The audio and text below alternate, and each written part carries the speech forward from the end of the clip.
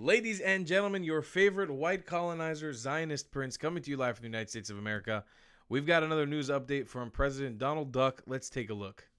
You know, I had people right in this office, this beautiful Oval Office. They came in, 10 people, hostages, you know that.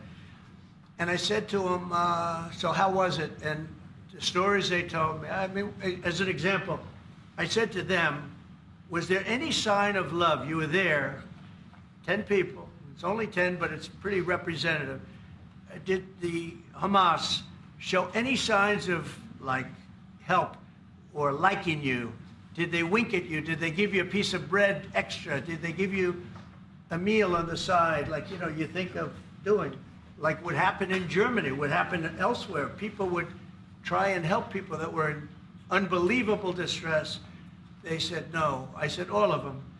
I said, did they ever wink at you like, you'll be okay? You're going to be okay? No, they didn't do that. They'd slap us. The hatred is unbelievable. And the lives, you know, they lived in a pipe, not really a tunnel, it was a pipe. And they always thought they were suffocating, they were going to suffocate.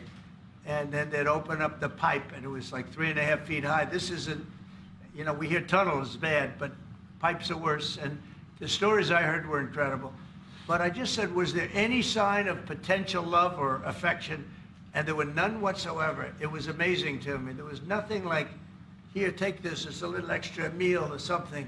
They lived like hell. I don't know. They seemed to be, they were amazing to me because they seemed to be pretty normal. They weren't scarred, but I guarantee underneath they have to be scarred. And one was there for 356 days. Another was there for about 180 days, you know, a long time.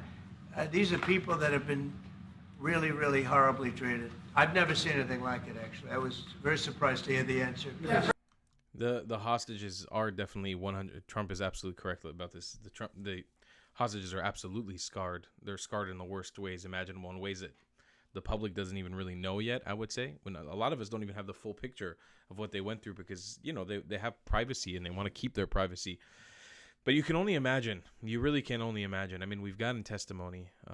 We've gotten testimony from plenty of people speaking at the UN, speaking in other places, the White House. We have the slightest picture of how bad it actually was. But the reality is, what's really, really important to remember is that we don't know the full picture, but we know these people have been psychologically, physically, and mentally abused for over a year and a half underground. And the ones who are still there, the 49 or 59 hostages that still remain, are going through that every single day, and it's terrible. And it really is very reassuring and nice to actually hear our president acknowledge that pain that they're going through, that pain, that the suffering that they're going through. It really is nice to hear him acknowledge it. I'd be lying if I didn't say it wasn't nice. It's amazing to hear him acknowledge it. And yeah, this is a really terrible situation. This is a further news update from we got yesterday from the press conference with Bibi Netanyahu. So Bibi was sitting there next to him, Benjamin Netanyahu, the Prime Minister of Israel. I think we did react to this clip yesterday, but just the audio was worse. But it's horrific. It's horrific testimony. It's interesting to see how Trump really has shaped his narrative by actually speaking to these hostages. He's spoken to them, to these ex-hostages who have been released on multiple occasions. He's platformed them. He's allowed their voice to be heard. He's amplified their voice. And that's something I, as an Israeli American, truly, truly, deeply appreciate our president doing.